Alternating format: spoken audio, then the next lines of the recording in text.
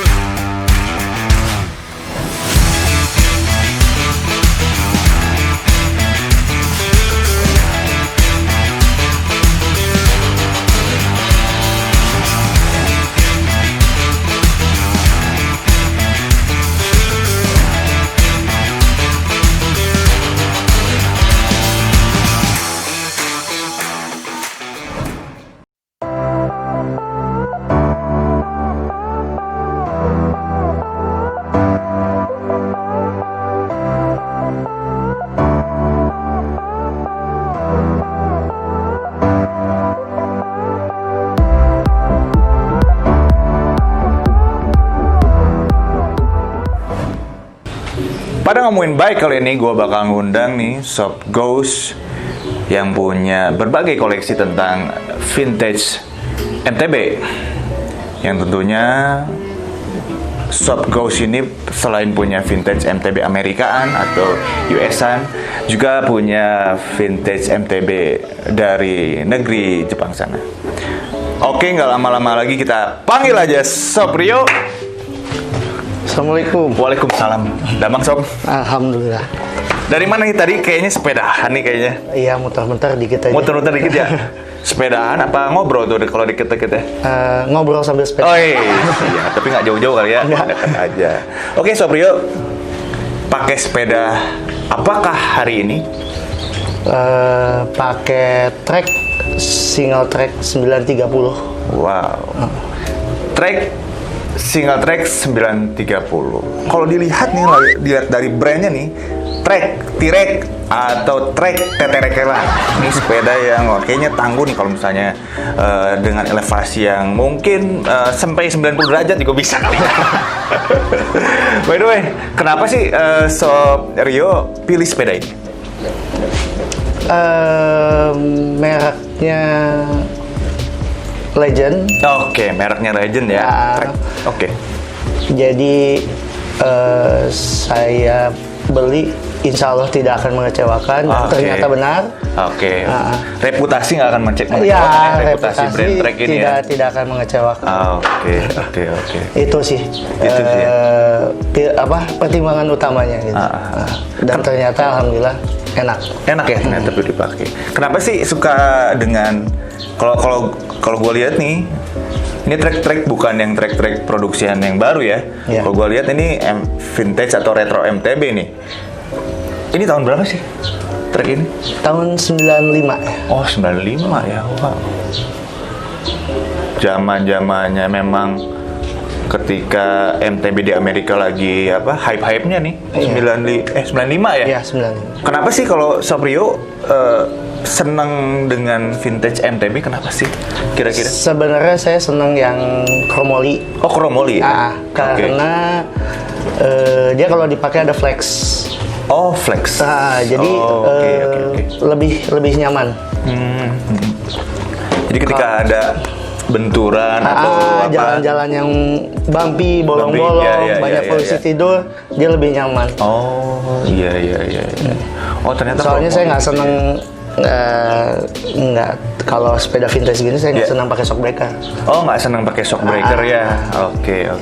Jadi istilahnya bumpy-nya itu atau flexibility-nya itu dari frame-nya sendiri ya, bukan dari shock breaker ya? Iya, getaran keredam sama flex-nya frame. Oh, oke.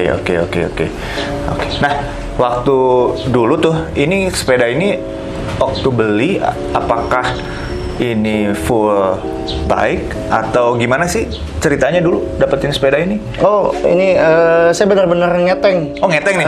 Saya dapat frame-nya doang. Kayak rokok aja lu ngeteng tuh. Tuh, produser tuh suka ngeteng rokok tuh.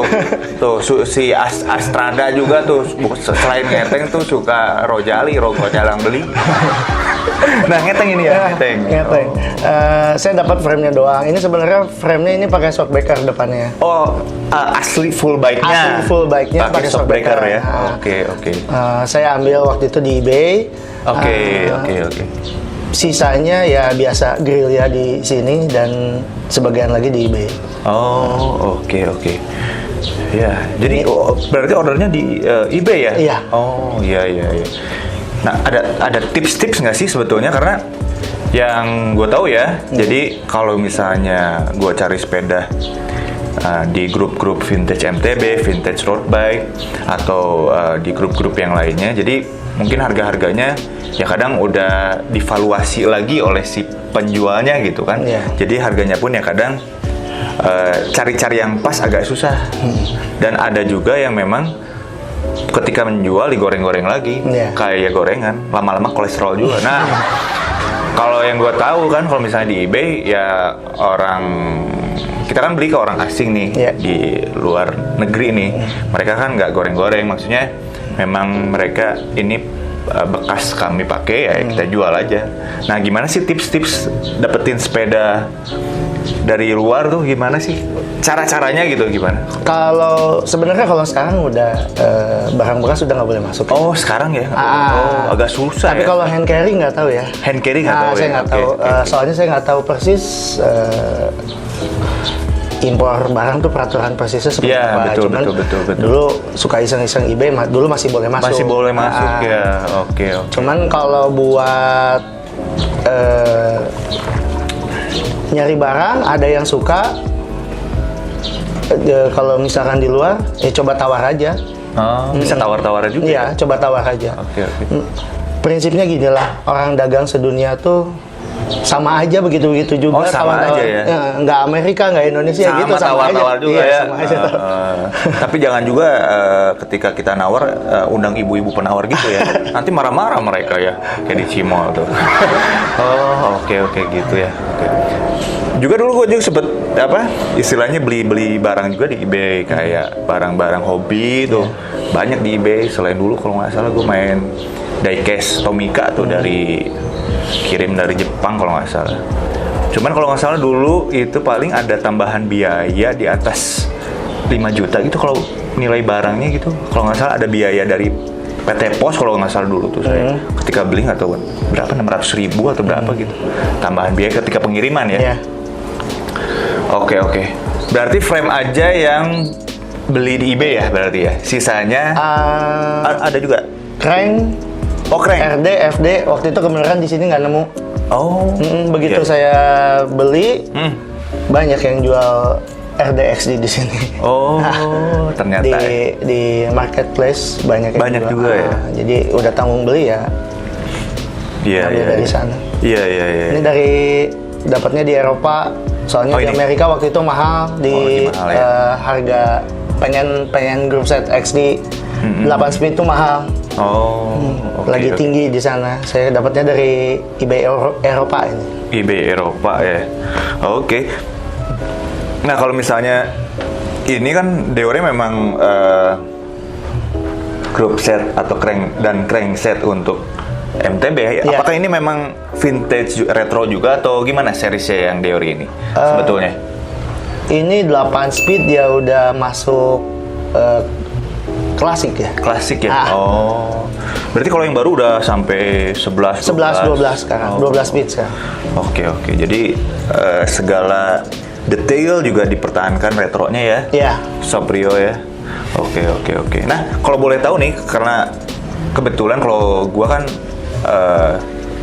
kebetulan kemarin punyanya vintage road bike tuh. Jadi kalau mengenai group set kan itu ada istilahnya dari low end to high end, ada Sora, Tiagra, Ultegra, Dura Ace, Golden Arrows untuk yang apa vintage, kalau Shimano ya. Nah kalau MTB hierarkisnya atau produk low end to high endnya gimana sih Sob Rio? Barangkali tahu nih, gue pengen belajar juga nih. Kalau yang paling atas tuh buat MTB XTR. Oh XTR sebetulnya. XTR. Tapi Deore atau bukan? XTR namanya? Kalau XTR ditulis XTR. XTR doang ya. Oke. Keduanya XT, oh ini ya. Deore. Oh Deore aja. Deore aja. Okay. Keempatnya Alivio. Ke bawahnya lagi ada Acera, ada. Oke. Oh, itu khusus yang MTB ya. Oke. Kalau asisten sutradara Astrada itu bukan pakai Deore. Karena dia mukanya lemes-lemes gitu. Pakai Biore. Iya. Oh, berarti gitu ya. Low end to high end. Tapi sebetulnya perbedaannya apa sih sebetulnya kalau dari low end to high end? Apakah barangnya limited atau memang bahan yang digunakannya berbeda? Apakah bahan yang digunakannya berbeda?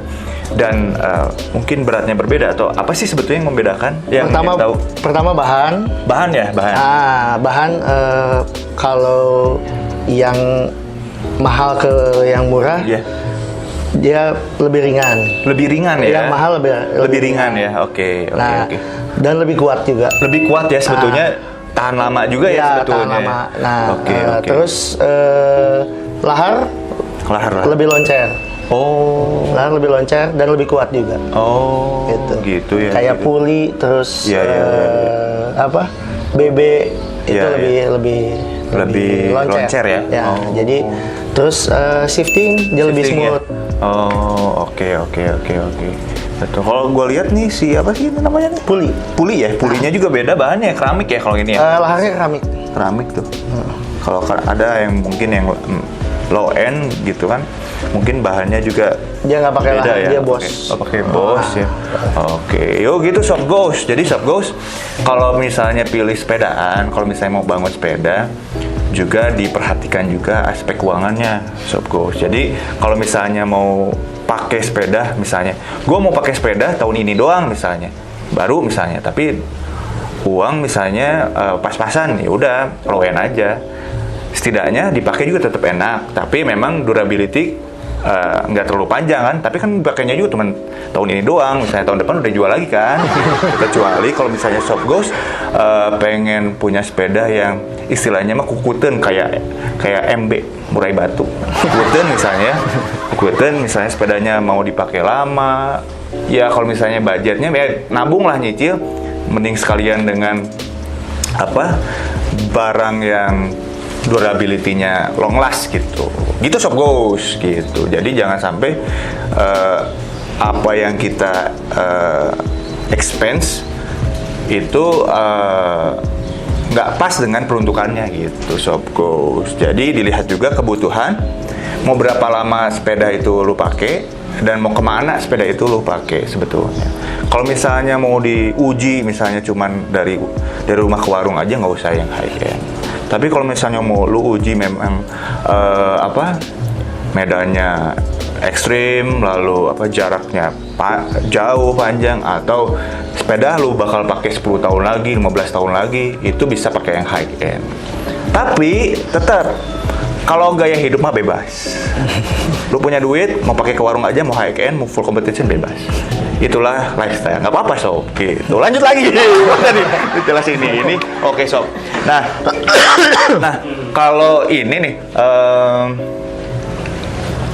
part-part yang waktu datang tuh kan tadi udah jelasin crankset, group set, yang lain-lain lagi apa nih part-part yang cocok dengan sepeda ini sebetulnya, dan kenapa dipilih gitu part-partnya? Contoh kayak forknya kelihatannya kayak heavy metal banget, kayak Black Sabbath, atau kayak ini ini Iron Maiden, kelihatannya kayak kokoh banget nih. Ini pakai. Kenapa misalnya fork fork ini pakai tangga switchblade. Oh, tangga switchblade. Mantap. Jepang ya? Jepang. Mantap pantesan nih. Jadi sebenarnya ini sepeda cita-cita saya. Oh, alhamdulillah. Alhamdulillah, Ya, jadi. oh, akhirnya. Jangan lupa setel lagu Josh Groban. Oke. Dan kayak yang tadi disebutkan, ini sepeda nyicil. Ini 3 tahun lebih. Sampai 3 beres tahun ini 3 tahun lebih. Oh, 3 tahun Disesuaikan dengan kondisi keuangan. Betul. Jadi pengen yang high end tapi duit terbatas. Nah, bisa dicontoh juga so. Nyicil, sabar. Rezeki mah ada aja, insya Allah. Ya, Tapi ketika ada barang tuh namanya sepeda vintage, kadang si penjual suka heri, suka jahilin nih. Kalau rezeki bisa dicari, tapi kalau barang gini, kapan lagi? Nah, suka gitu kan? Nah, itu yang biasanya shop goes pada cicil dulu lah gitu. Oke. Nah, sebetulnya keunggulannya apa sih dengan si frame yang forknya yang ini? Sebetulnya kan kalau misalnya ini full bike-nya tuh sebetulnya kan bershock ya, ada shock breaker-nya ya. Kenapa sih pakai ini? Apa keunggulannya kira-kira? Ini terlihat seperti berat ya. Ya. Cuman dari fork rigid biasanya ini lebih ringan. Oh gitu. Nah, karena mungkin sebagian bahannya ada aluminiumnya. Oh, iya. Jadi lebih ringan dari fork rigid biasanya. Oh, gitu ya. Oke. Sebenarnya saya pakai bukan karena ringannya sih. Karena dari dulu saya pengen fork ini dan baru ada uangnya. Baru ada uangnya. Pas ya. Pas ada uang. Weiss. Pas ada forknya, harga Right cocok. time, right budget, right stuff. Benar. Pas banget ya. Dapat di mana juga nih? eBay juga? Enggak, kebenaran saya dapat di sini di lokalan. Oh, iya. Ada orang nggak terlalu paham harga. Alhamdulillah ya. Langsung aja tanya frame-nya berapa gitu ya. Jangan, oh bos, frame-nya bagus ya. Jangan, nanti ketahuan. Ya. Ya mungkin shop ini juga ya. Ya budgetnya cukup, hajar aja gitu, nggak tahu barang ya. Tapi ya terima kasih tuh yang udah jual ya. Rezeki buat kita di sini ya. Nah, kalau dilihat dari handlebar nih, ini kan yang flat, agak flat ya. Flat. Ada swipe sedikit. Ada swipe sedikit ya. Kenapa pilih yang kayak gini sih? Kalau yang bawaannya kayak gimana sih? Atau agak Bahannya besi lurus. Besi lurus flat banget. Oke. Saya pilih aluminium oversize karena biar gampang aja dapatnya. Saya poles biar dapat nuansa klasiknya. Asalnya berwarna. Oke. Asalnya berwarna. Oh, asalnya berwarna. Iya, ada warna ungu. Oh iya, zaman-zamannya sebetulnya ya. Warna ungu di tahun 90-an lah. Biar ini ya, konsep warnanya masih senada lah ya. Oke. Nah, kalau ini kan single track nih. Single track sebetulnya kalau dilihat geometrinya hampir kayak road bike ya. Kalau dilihat hampir atau kayak sepeda touring ya sebetulnya. Kalau dilihat dari geometrinya. Atau gimana? Lebih dia chainstay-nya turun ya kayak road bike. Mungkin karena aslinya dia shockbreaker.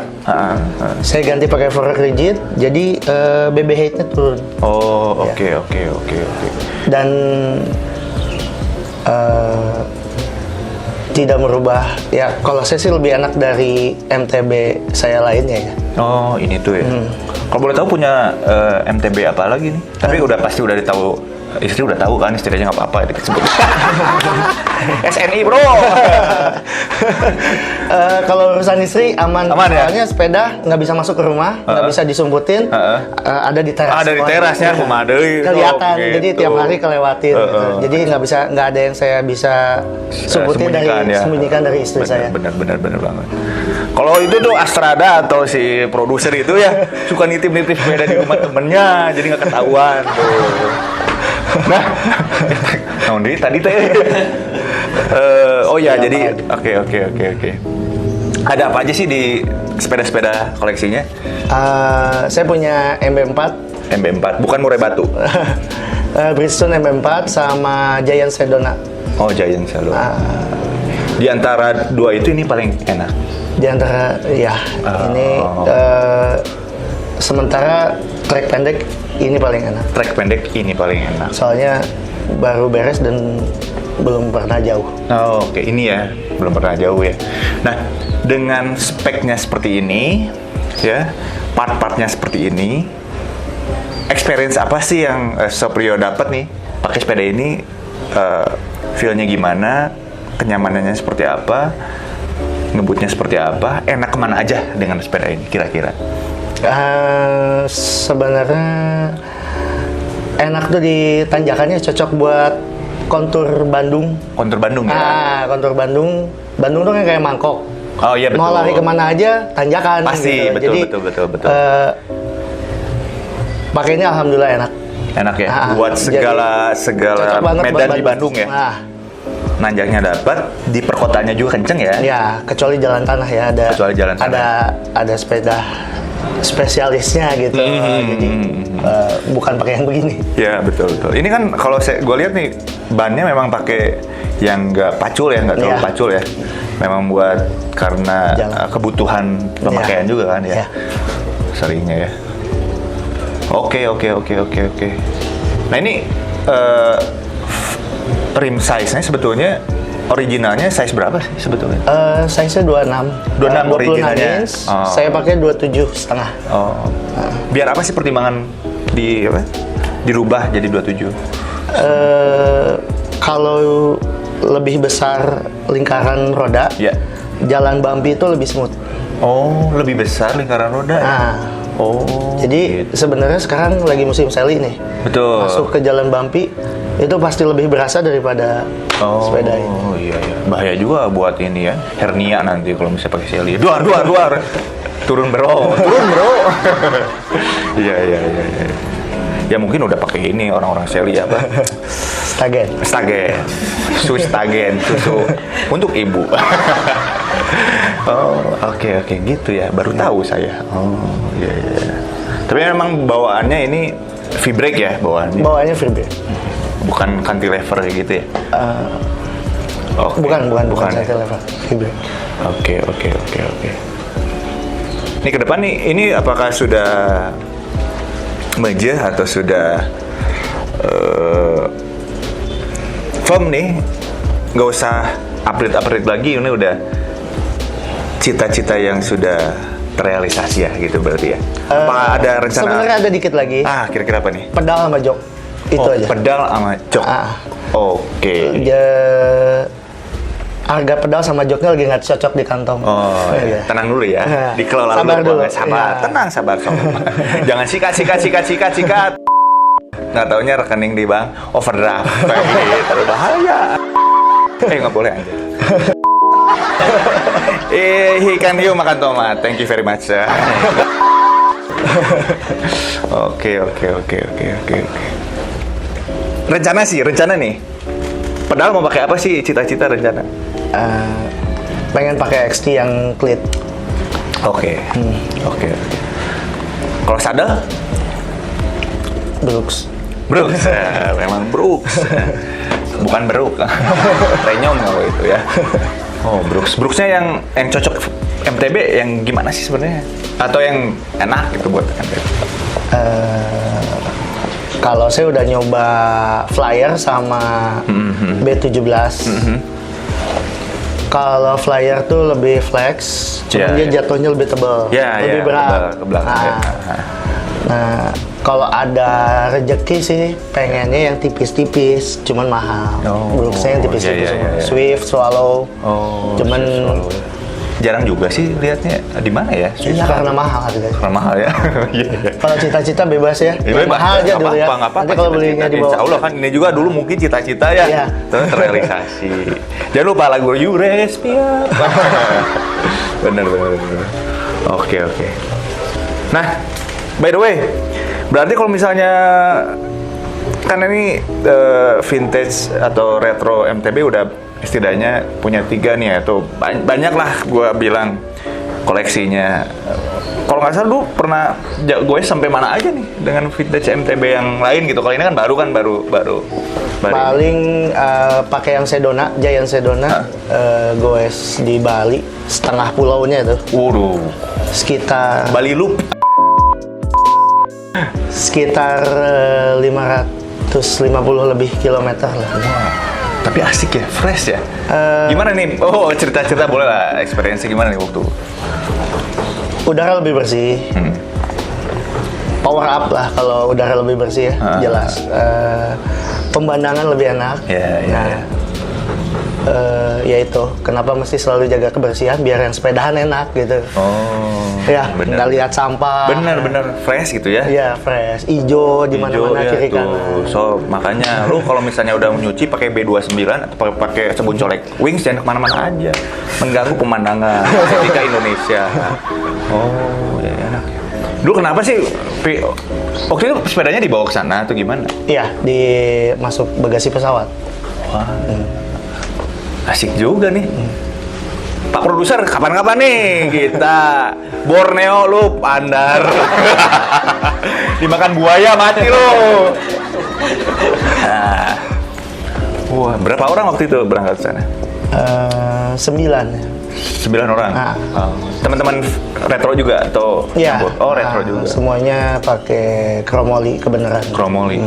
Itu tergabung dalam komunitas atau cuman grup-grup aja atau gimana? Enggak, asalnya teman-teman main motor trail. Suka main sepeda, ya ada rezeki ya berangkat ke sana. Asik. Bener.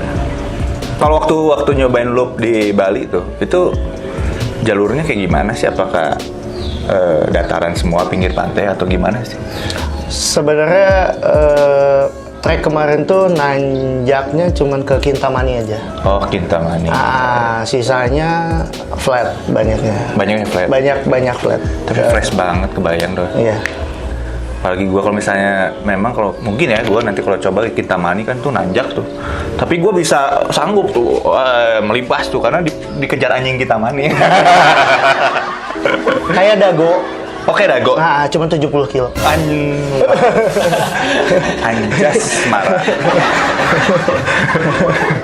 Di dago aja ceket kunang-kunang ini.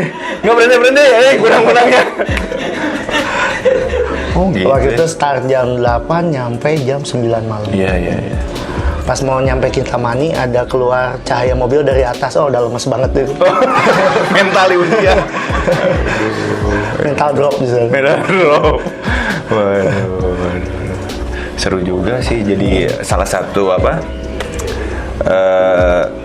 cara lain berwisata sepeda ya, selain di kota tuh ya. Bisa juga keluar kota. Oh, berarti dibungkus bisa ya bawa sepeda ke sana? Ban dilepas dulu atau? Ban depan doang dilepas sama stang dilurusin sama sejajarin sama frame. Terus dililit lagi di wrapping. Di wrapping lagi ya? Biar nggak rusak cat. Boleh lah. Mas Rada, Pak produser ya? Boleh. Borneo lu. makan kada lu. Oke, Sob Rio nih seru banget nih ngomongin bike bareng Sob Rio nih daripada ngomongin orang, bener gak sih? Daripada ngomongin rumah tangga orang, bener gak sih? Daripada ngomongin jorang, bener gak sih? Daripada ngomongin jorang, mending lihat gambar jorang. Itu tuh Astrada tuh senyum-senyum aja lu. Oke, Sob Go, kalau Sob Go suka dengan channel YouTube ini, jangan lupa subscribe dan klik tombol lonceng di bawah ini untuk dapetin update informasi tentang sepedahan, gaya hidup sepeda, dan lain-lain. Dan juga terima kasih nih, seperti biasa kita kembali ke Origami Kohi dekat rumah. Tempat yang enak. Gue lagi minum namanya ini Mango Yakult. Itu segar banget, Sob. Bagi yang Sob nggak terlalu suka kopi atau ada masalah di lambungnya, bisa ini aja. Oke, sampai jumpa di pertemuan berikutnya dan ciao.